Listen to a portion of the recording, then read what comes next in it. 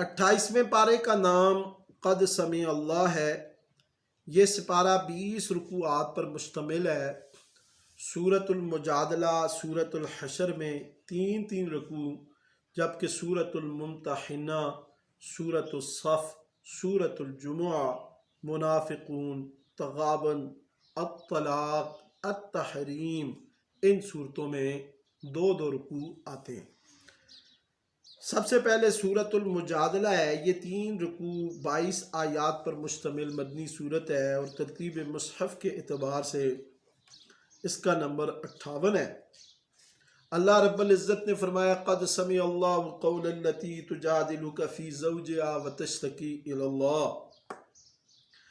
اللہ نے فرمایا جب ایک خاتون آپ سے اے حبیب بحث کر رہی تھی اور اللہ کے حضور شکایت کر رہی تھی تو رب تعالیٰ آپ دونوں کی گفتگو سن رہا تھا۔ حضرت اوس بن ثابت نے اپنی بیوی حضرت خولہ بنت ثعلبہ سے زہار کر لیا، اور زمانہ جاہلیت میں یہ زہار یعنی اپنی بیوی کی پشت کو اپنی ماں کی پشت کی مثل قرار دینا، یہ طلاق دینے کے لیے استعمال ہوتا تھا۔ تو اس بات کو اللہ رب العزت نے قرآن میں ذکر کیا کہ بیوی کو ماں کہنے سے وہ ماں نہیں بن جاتی۔ مائیں تو وہی ہیں جنہوں نے تمہیں جنا ہے، بیوی کو ماں کہہ دینا یہ بڑی بےہودہ بات ہے۔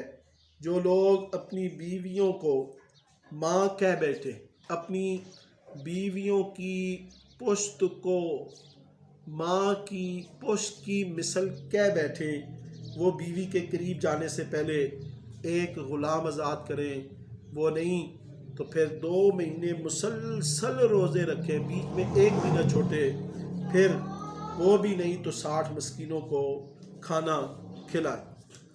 دوسرے رکوع میں اللہ رب العزت نے فرمایا کہ اگر 3 اشخاص ہوں تو چوتھا وہ ہے، 5 ہوں تو چھٹا وہ ہے، کم ہو یا زیادہ ہوں اللہ تمہارے ساتھ ہے۔ پھر اللہ رب العزت نے منافقوں کا ذکر کیا کہ ان کی حالت دیکھو، یہ گناہ، ظلم اور رسول کی نافرمانی کے لیے خفیہ مشورے کرتے ہیں اور نبی علیہ السلام کو ایسے الفاظ سے سلام کرتے ہیں جن الفاظ کے ساتھ آپ کو اللہ نے سلام نہیں فرمایا۔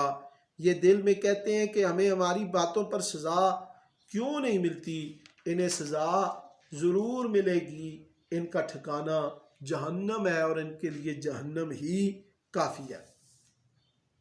پھر اللہ رب العزت نے فرمایا اے ایمان والو تم گناہ، ظلم، اللہ اور اس کے رسول کی نافرمانی کی سرگوشیاں نہ کرنا، اگر سرگوشی کرنی پڑے نیکی اور پرہیزگاری کے لیے سرگوشی کرنا۔ اور پھر فرمایا کہ یا ایھا الذین آمنوا اذا قیل لکم تفسحوا فی المجالس، جب تم سے مجلس میں کھل کر بیٹھنے کو کہا جائے تو مجلس کشادہ کر دو، جب اٹھنے کا کہا جائے تو اٹھ جایا کرو، نبی علیہ السلام سے سرگوشی سے پہلے صدقہ کرو، لیکن اگر اس کی گنجائش نہ ہو تو تم اللہ اور اس کے رسول کے مطیع اور فرما بردار رہو۔ آخری رکوع میں اللہ رب العزت نے فرمایا کہ یہ بات طے ہے کہ خدا اور رسول کے مخالف ضرور ذلیل ہوں گے اور اللہ اور اس کے پیغمبر ان کی جماعتیں ضرور غالب آئے گی۔ اور پھر اللہ نے ایمان والوں کے دلوں میں ایمان کو مضبوط جما دیا ہے۔ اولئک کتب فی قلوبہم الایمان وایدہم بروح منہ، ان کو جنت میں داخل کرے گا، وہ اس سے راضی، وہ ان سے راضی، یہی لوگ اللہ کی جماعت ہیں۔ الا ان حزب اللہ هم المفلحون، خبردار بے شک اللہ ہی کی جماعت کامیاب ہوگی۔ پھر سورۃ الحشر ہے۔ یہ 3 رکوع 22 آیات پر مشتمل مدنی صورت ہے۔ ترتیب مصحف کے اعتبار سے سورۃ الحشر کا نمبر 59 ہے۔ اللہ رب العزت نے اس صورت میں یہودیوں کے ساتھ جو مسلمانوں کا معاہدہ تھا اس کا ذکر کیا کہ یہودی اپنی سازشی طبیعت کے تحت معاہدہ ہونے کے باوجود بھی مسلمانوں کے خلاف مکر و فریب خفیہ طریقے پر مشرکین مکہ کی جو ہے وہ حمایت کرتے رہتے. انہیں اپنی قوت پر اپنی طاقت پر گھمنڈ تھا. انہوں نے معاہدے کی خلاف ورزی کی، یہاں تک کہ نبی علیہ السلام کو قتل کرنے کی بھی سازش کی. چنانچہ غزوہ احد کے بعد ان کی سازشیں زور پکڑنے لگی.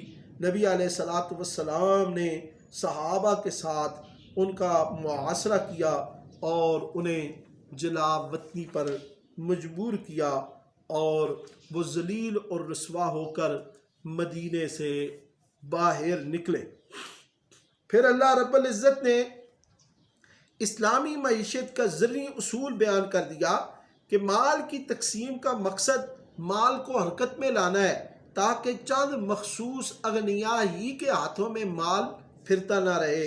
کَیْ لَا یَکُونَ دُولَةً بَیْنَ الْأَغْنِیَاءِ مِنْکُمْ، یہ اسلامی اقتصادیات کا فلسفہ ہے جو اس آیت کے اس جملے میں موجود ہے. کَیْ لَا یَکُونَ دُولَةً بَیْنَ الْأَغْنِیَاءِ مِنْکُمْ. پھر اللہ رب العزت نے فرمایا کہ میرے حبیب کا فیصلہ حتمی ہے. وہ جس چیز کا تمہیں حکم کریں وہ لے لو، جس سے منع کریں اس سے باز آ جاؤ. وَمَا آتَاكُمُ الرَّسُولُ فَخُذُوهُ وَمَا نَهَاكُمْ عَنْهُ فَانْتَهُوا. پھر اللہ رب العزت نے فرمایا فقیر مہاجرین کا بھی حق ہے جو رضائے الہی کے لیے اپنے مال اور گھروں سے نکالیں گے. انصار مدینہ کا بھی حق ہے، نیز ان لوگوں کا بھی حق ہے جو پہلے مسلمانوں کے بعد ایمان لائے اور پہلے مسلمانوں کے لیے رب تعالیٰ سے بخشش کی دعائیں مانگتے ہیں. ربنا اغفر لنا ولإخواننا الذين سبقونا بالإيمان ولا تجعل في قلوبنا غلا للذين آمنوا ربنا إنك رؤوف رحيم. صحابہ کرام رضوان اللہ علیہم اجمعین نے اللہ کی رضا کے لیے اپنے نبی کی اتباع میں سب کچھ قربان کیا. جان کی بازی، مال کی بازی، اولاد کی بازی، غرض کے تمام دنیا کے مال و اسباب کی بازی لگا دی اور اپنے مدنی پاک، مکی پاک، خاتم الانبیاء، سید الانبیاء کی سچی اور پکی محبت دنیا پر ثابت کر دی کہ محبت یوں کی جاتی ہے. قربان جاؤں ان نفوس زکیہ جمیع صحابہ کرام رضوان اللہ تعالی علیہم اجمعین پر جنہوں نے اپنا سب کچھ اپنے مدنی پاک صاحب لولاق محمد الرسول اللہ صلی اللہ علیہ وسلم کے لیے قربان کر دیا. سورۃ الحشر کے آخری رکوع میں اللہ رب العزت نے منافقین کی جو یہودیوں سے چال بازیاں ہیں وہ ذکر کی، اور تیسرے رکوع میں یہ دوسرا رکوع، تیسرے رکوع میں اللہ رب العزت نے قرآن اور حاملین قرآن کا مقام ذکر کیا. اللہ رب العزت نے فرمایا لو انزلنا هذا القرآن على جبل لرأيته خاشعا متصدعا من خشیت اللہ. یہ قرآن ایسی باعظمت کتاب ہے کہ اگر یہ پہاڑوں پر اترتی تو تم دیکھتے یہ پہاڑ اللہ کے خوف سے دب جاتے اور ٹکڑے ٹکڑے ہو جاتے.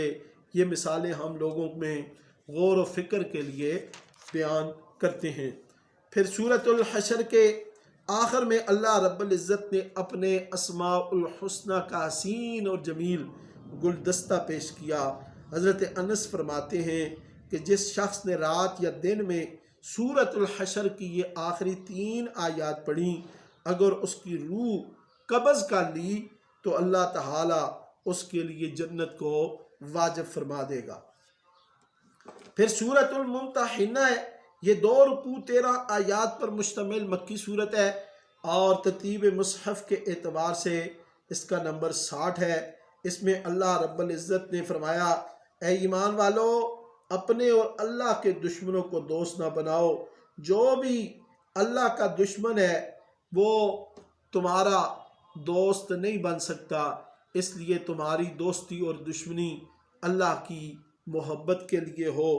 پھر حضرت ابراہیم خلیل اللہ کی سیرت اور ان کے ساتھی ان کی سیرت بیان کی کہ جو حضرت ابراہیم خلیل اللہ نے اپنی قوم سے کہا کہ بے شک میں مشرکوں سے بالکل جدا ہوں، اے مشرکو جب تم اللہ واحد پر ایمان نہ لاؤ گے، جب تک تم اللہ کی توحید کے قائل نہیں ہوگے، میرا اور تمہارا کوئی تعلق نہیں ہے۔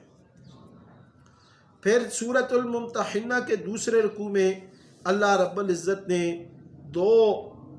کافروں کی دو قسموں کا ذکر کیا۔ ایک وہ کافر ہیں جو تمہارے مقابلے میں نہیں آئے، تم ان کے ساتھ تعلقات قائم رکھ سکتے ہو۔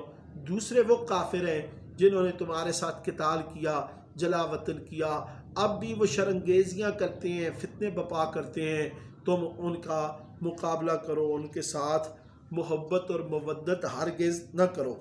پھر اللہ رب العزت نے نبی علیہ السلام کو ایسی خواتین کے بیعت کرنے کا حکم دیا جو شرک، چوری، زنا، الزام تراشی، قتل اولاد، مخالفت رسول جیسے جرائم سے اجتناب کا عہد کریں۔ پھر سورۃ الصف ہے، یہ 2 رکوع 14 آیات پر مشتمل مدنی صورت ہے۔ ترتیب مصحف کے اعتبار سے اس سورت کا نمبر 61 ہے۔ اس میں اللہ رب العزت نے فرمایا کہ تمام کائنات کی ہر شے میری تسبیح میں مشغول ہے۔ پھر حضرت عیسیٰ علیہ السلام نے اپنی قوم میں فرمایا وَإِذْ قَالَ عِيسَى ابْنُ مَرْيَمَ، اور جب کہا عیسیٰ بیٹے مریم کے یا بنی اسرائیل، اے بنی اسرائیل، انی رسول اللہ علیکم، میں اللہ کا رسول بنا کر بھیجا گیا ہوں تمہاری طرف، میں خدا یا خدا کا بیٹا نہیں ہوں، مصدقا لما بین یدی من التوراۃ، حضرت موسیٰ پر جو کتاب تورات نازل ہوئی ہے میں اس کی تصدیق کرتا ہوں، ومبشرا برسول یأتی من بعد اسمہ احمد، اور میں تمہیں روح پرور بشارت سناتا ہوں، وہ یہ کہ میرے بعد ایک جلیل القدر عظیم المرتبت رسول احمد مجتبیٰ تشریف لائیں گے، تم ان کی اتباع کرنا۔ جب وہ تشریف لائے تو انہوں نے کہا کہ یہ جادوگر ہیں۔ اللہ رب العزت نے اپنے حبیب کو خاتم النبیین بنایا، اور یہ احمد آپ ہی کا نام ہے، اور آج اگر کوئی احمد نامی شخص نبوت کا جھوٹا دعویٰ کرے کہ یہ بشارت میرے متعلق ہے تو وہ جھوٹا ہے، کذاب ہے، لعنتی ہے۔ اس موقع پر تمام امت مسلمہ کو عقیدہ ختم نبوت کے لیے اٹھ کھڑا ہونا چاہیے، اور عقیدہ ختم نبوت ہمارے ایمان کی جان ہے، بلکہ جان ایمان ہے۔ مسلمانوں کو حضرت ابو بکر صدیق کی سیرت کبھی نہیں بھولنی چاہیے۔ جب مسلمہ کذاب نے نبی علیہ السلام کے وصال کے بعد نبوت کا دعویٰ کیا، وہ جھوٹا تھا، حضرت ابو بکر صدیق نے اس انکار ختم نبوت، فتنہ انکار ختم نبوت کو جڑ سے اکھاڑ کر پھینک دیا، اور اپنے نبی کی امت کو قیامت تک کے لیے یہ پیغام دے دیا کہ جو بھی جھوٹا مدعی نبوت اٹھے اس فتنے کو جڑ سے اکھاڑ کر پھینک دو۔ پھر اللہ نے فرمایا یہ لوگ اللہ کے نور کو پھونکوں سے بجھا دینا چاہتے ہیں، مگر اللہ اپنے نور کو مکمل کر کے رہے گا۔ اس نے اپنے نبی کو ہدایت اور دین حق کے ساتھ بھیجا ہے تاکہ یہ دین اسلام تمام ادیان پر غالب آئے، خواہ مشرک اسے پسند نہ کریں۔ اللہ نے اپنی طاقت کا آج بھی اظہار کر رکھا ہے کہ تمام قوموں پر اللہ نے اپنے دین اسلام کو غالب رکھا، اور پیارے نبی علیہ السلام کے اس مشن کو جاری رکھا ہوا ہے، اور یہ قیامت تک رہے گا۔ پھر دوسرے رکوع میں اللہ رب العزت نے ایمان والوں کو ایسی تجارت کا جو ہے وہ بتایا جس سے وہ دردناک عذاب سے بچ جائیں اور وہ جنت کے مستحق ہو جائیں۔ وہ یہ ہے کہ وہ اللہ پر ایمان لائیں، رسول پر ایمان لائیں، اور حق کی راہ میں جہاد کریں۔ پھر سورۃ الجمعہ ہے، یہ 2 رکوع 11 آیات پر مشتمل مدنی صورت ہے۔ ترتیب مصحف کے اعتبار سے سورۃ الجمعہ کا نمبر 62 ہے۔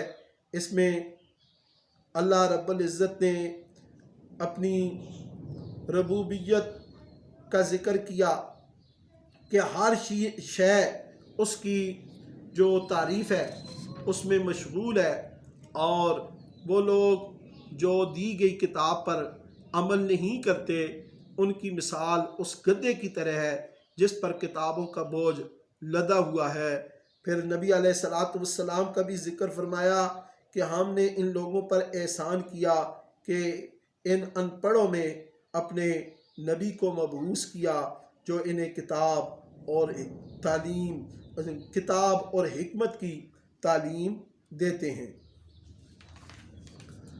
پھر سورۃ الجمعہ کے دوسرے رکوع میں اللہ نے فرمایا یا ایھا الذین آمنوا اذا نودی للصلاۃ من یوم الجمعۃ فاسعوا الی ذکر اللہ، جب جمعے کی اذان ہو تو فوراً اللہ کے ذکر کی طرف دوڑو، خرید و فروخت چھوڑ دو، نماز جمعہ ادا کر چکو تو پھر حلال روزی کی تلاش میں نکل جاؤ اور اللہ کا ذکر کثرت سے کرو۔ جب جو لوگ نماز جمعہ کے اوقات میں کھیل کود کاروبار میں مصروف ہو جاتے ہیں انہیں یاد رکھنا چاہیے کہ جو کچھ اللہ کے پاس ہے وہ کھیل کود کاروبار تجارت سے بہتر ہے۔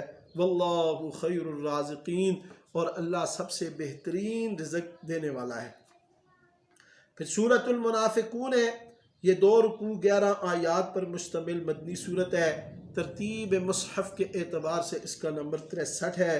نبی علیہ الصلاۃ والسلام سے منافقوں کا جو رویہ تھا اس کو اللہ رب العزت نے اس صورت میں بیان کیا کہ منافق آپ کی خدمت میں حاضر ہو کر آپ کی رسالت کی صداقت کی شہادت دیتے ہیں۔ اللہ جانتا ہے کہ آپ ہی اللہ کے رسول ہیں، لیکن اللہ یہ بھی بتاتا ہے، شہادت دیتا ہے کہ یہ منافق نرے جھوٹے ہیں۔ یہ جب آپ کے پاس آتے ہیں تو بڑی بڑی لمبی قسمیں اٹھاتے ہیں، انہوں نے قسموں کو ڈھال بنایا ہے، یہ بڑے خوبصورت جسوں والے ہیں لیکن یہ بیکار لکڑی کے کندے۔ پھر منافقین نے یہ کہا کہ ہم مدینے واپس جا کر ہم سے عزت والا ذلیل کو نکال کر باہر کرے گا۔ گویا ان منافقوں نے اپنے آپ کو عزت والا اور باقیوں مومنین کو رسول اللہ کو ایک غلط الفاظ دیے، تو اللہ نے فرمایا کہ یہ منافق اذل ہے، یہ ذلیل ترین ہے۔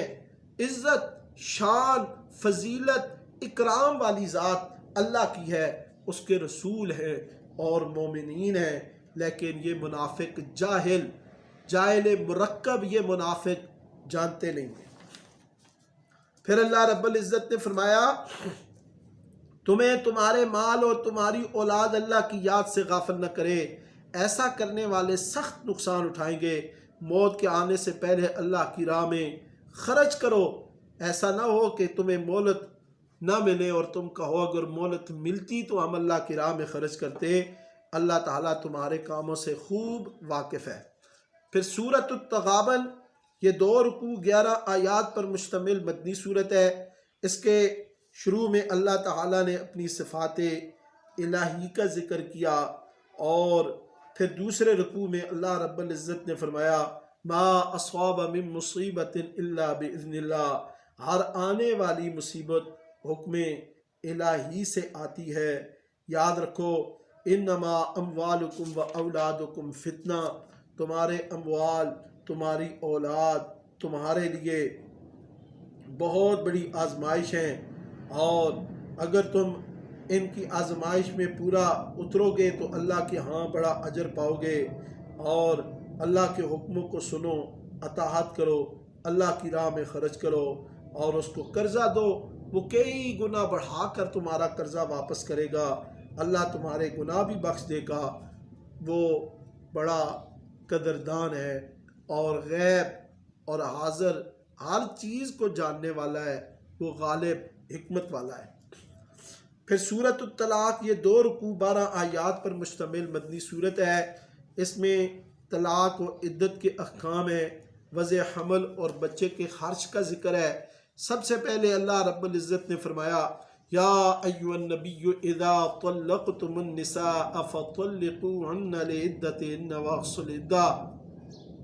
طلاق یہ اگرچہ ناپسندیدہ عمل ہے لیکن اسلام میں اس کی گنجائش موجود ہے۔ نبی علیہ السلام نے فرمایا وہ حلال جو اللہ تعالیٰ کے نزدیک سخت ناپسندیدہ ہے وہ طلاق ہے۔ حضرت مولا علی سے روایت ہے نبی علیہ السلام نے فرمایا شادی کیا کرو، طلاق نہ دیا کرو، کیونکہ طلاق سے اللہ کا عرش لرز جاتا ہے۔ اللہ رب العزت نے فرمایا اے نبی صلی اللہ علیہ وسلم مومنوں سے فرما دیں جب تم عورتوں کو طلاق دینا چاہو تو اسے اس وقت طلاق دو جس سے ان کی عدت شروع ہوتی ہو۔ عدت کا ٹھیک ٹھیک حساب لگاؤ۔ عدت کے دوران ان کو اپنے گھروں سے نہ نکالو جب تک وہ کھلی بے حیائی یا کی مرتکب نہ ہوں یا خود نہ چلی جائیں۔ اللہ کی حدوں سے تجاوز نہ کرو۔ عدت ختم ہونے سے پہلے چاہو تو بھلے طریقے سے روک رکھو اگر طلاق رجعی دی ہو۔ دونوں صورتوں میں انصاف پسند مردوں کو گواہ بنا لو۔ پھر اللہ رب العزت نے فرمایا اللہ سے ڈرتے ہوئے کام کرو۔ اللہ اس کے لیے مشکلات سے نکالنے کا کوئی نہ کوئی رستہ بنا دیتا ہے جو اللہ سے ڈرتے ہوئے کام کرتا ہے، اور اسے ایسی راہ سے رزق دے گا جس کا اس کو گمان بھی نہ ہوگا۔ وَمَن يَتَّقِ اللَّهَ يَجْعَل لَّهُ مَخْرَجًا وَيَرْزُقْهُ مِنْ حَيْثُ لَا يَحْتَسِبُ۔ پھر دوسرے رکوع میں اللہ رب العزت نے فرمایا اللہ الذی خلق سبع سماوات ومن الارض مثلہن یتنزل الامر بینہن لتعلموا ان اللہ علی کل شیء قدیر وان اللہ قد احاط بکل شیء علما۔ اللہ نے تخلیق کے کائناتی شواہد اس آیت میں پیش کیے کہ اللہ ہی ہے جس نے 7 آسمان پیدا کیے ہیں اور انہی کی برابر اس نے 7 زمینیں پیدا کی ہیں۔ بے شک اللہ ہر چیز پر قادر ہے۔ اس نے جس چیز کو بھی پیدا کیا اس کا احاطہ کیے ہوئے ہے۔ 28ویں پارے کی آخری سورت التحریم ہے۔ یہ 2 رکوع 12 آیات پر مشتمل مدنی سورت ہے۔ اس میں نبی علیہ السلام کے واقعہ تحریم کا ذکر ہے جس میں نبی علیہ السلام نے ماریہ قبطیہ یا شہد کے استعمال سے اپنے آپ کو روک لیا۔ اللہ رب العزت نے اپنے حبیب علیہ السلام کو یہ ندا دی یا ایھا النبی، یہ ندا پیار اور محبت میں لما تحرم، پھر سوال تلطف ہے یعنی عذرائے لطف و محبت دریافت کیا۔ اے حبیب آپ نے ایسا کیوں کیا؟ اس کا قرینہ یہ ہے کہ پہلے بڑے احترام سے خطاب فرمایا، پھر سوال کیا، پھر فرماتے ہیں، پھر جو اس کی تفسیر ہے البحر المحیط جو علامہ ابی حیان اندلسی کی ہے، اس میں وہ لکھتے ہیں کہ یہاں تحریم سے مراد تحریم شرعی نہیں ہے، یہاں امتناع ہے، یعنی کسی چیز کے استعمال سے رک جانا۔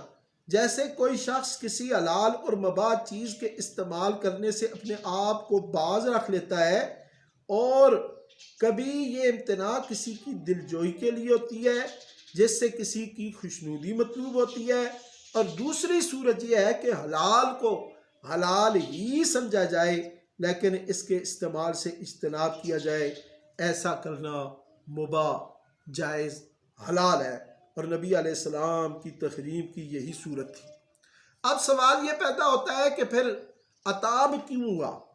اس کا جواب انہوں نے یہ دیا کہ حضور علیہ السلام اپنی ازواج کی خوشنودی کے لیے اپنے اوپر خود پابندی عائد کر لی جس سے حضور علیہ السلام کو تکلیف اور مشقت کا سامنا کرنا پڑتا۔ اللہ تعالیٰ کو یہ بات ہرگز گوارا نہیں کہ اس کے محبوب کو تکلیف پہنچے، اس لیے فرمایا کہ آپ نے اے حبیب ایسا کیوں کیا؟ آپ کو اپنی ازواج کی خوشنودی مطلوب ہے تو مجھے اے حبیب آپ کا آرام، آپ کی راحت مرغوب ہے، ایسی پابندیوں کی اجازت اے حبیب میں آپ کو کیوں کر دے سکتا ہوں۔ اسی طرح پھر ازواج مطہرات کا ذکر ہے کہ ازواج رسول صلی اللہ علیہ وسلم کو اللہ رب العزت نے تنبیہ کرتے ہوئے فرمایا کہ اگر نبی صلی اللہ علیہ وسلم نے تمہیں طلاق دے دی تو ان قریب ان کا رب ان کو تمہارے بدلے میں بہتر سے بیویاں دے دے گا جو فرما بردار، ایماندار، اطاعت گزار، توبہ کرنے والیاں، عبادت گزار، روزے دار، شوہر سے محبت کرنے والیاں اور کنواریاں ہوں گی۔ ظاہر ہے کہ طلاق کی نوبت نہیں آئی تو اس کے معنی یہ ہے، اس کا مطلب اور مفہوم یہ بالکل واضح ہو گیا کہ ازواج مطہرات و طیبات امہات المؤمنین رضی اللہ عنہن نے اللہ کے رسول کو دل و جان سے راضی کر لیا، راضی رکھا۔ پھر اللہ رب العزت نے فرمایا اے ایمان والو، تم اپنے آپ کو اور اپنے آل و عیال کو آگ سے، جہنم کی آگ سے بچاؤ جس کا ایندھن پتھر اور انسان ہے، جس پر بڑے سخت فرشتے جو ہے وہ ڈیوٹی کر رہے ہیں اور جو کسی حال میں بھی اپنے رب کی نافرمانی نہیں کرتے۔ سورۃ التحریم کا آخری رکوع جو کہ 28ویں پارے کا آخری رکوع ہے، اللہ نے فرمایا یا ایھا الذین آمنوا توبوا الی اللہ توبۃ نصوحا، اے ایمان والو اللہ کے حضور سچی توبہ کرو، توقع ہے کہ اللہ تعالیٰ تمہارے قصور معاف کر دے گا، تمہیں جنت میں داخل کر دے گا۔ اللہ اپنے نبی کو اور اس کے ایمان والے ساتھیوں کو کبھی رسوا نہیں کرے گا۔ پھر فرمایا یا ایھا النبی جاہد الکفار، اے نبی آپ کافروں سے، منافقین سے جہاد کریں، ان پر سختی کریں، ان کا ٹھکانہ جہنم ہے اور بہت بری جگہ ہے لوٹ کر آنے کی۔ پھر حضرت نوح، حضرت لوط علیہ السلام کی بیوی کی مثالیں بیان کیں اور یہ چیز واضح ہو گئی، کفار و مشرکین کے لیے شفاعت نہیں ہے، کافروں کے لیے کوئی شفاعت نہیں ہے۔ اور پھر دو نیک عورتوں کی مثال دی جو کہ فرعون کی بیوی حضرت آسیہ اور حضرت مریم جو کہ عمران کی بیٹی، یہ ان کا ذکر کیا ہے۔ اللہ رب العزت نے فرمایا وَمَرْيَمَ ابْنَتَ عِمْرَانَ الَّتِي أَحْصَنَتْ فَرْجَهَا فَنَفَخْنَا فِيهِ مِن رُوحِنَا، اور مریم جو عمران کی بیٹی جس نے اپنی شرمگاہ کی حفاظت کی، ان میں ہم نے اپنی روح کو پھونکا۔ وَصَدَّقَتْ بِكَلِمَاتِ رَبِّهَا وَكُتُبِهِ وَكَانَتْ مِنَ الْقَانِتِينَ، اور اس نے اپنے رب کے کلمات اور کتابوں کی تصدیق کی، وہ اللہ کے فرما بردار بندیوں میں سے تھی۔ رسول اللہ صلی اللہ علیہ وسلم نے فرمایا مردوں میں بہت کامل ہیں اور عورتوں میں یہ کاملہ ہیں آسیہ بنت مزاحم، یعنی آسیہ زوجہ فرعون، آسیہ جو کہ فرعون کی بیوی تھیں، مریم بنت عمران اور خدیجہ بنت خویلد اور فاطمہ بنت محمد الرسول اللہ۔ اور فرمایا عائشہ کی فضیلت عورتوں پر ایسی ہے جیسے ہی سرید کی فضیلت تمام کھانوں پر ہے۔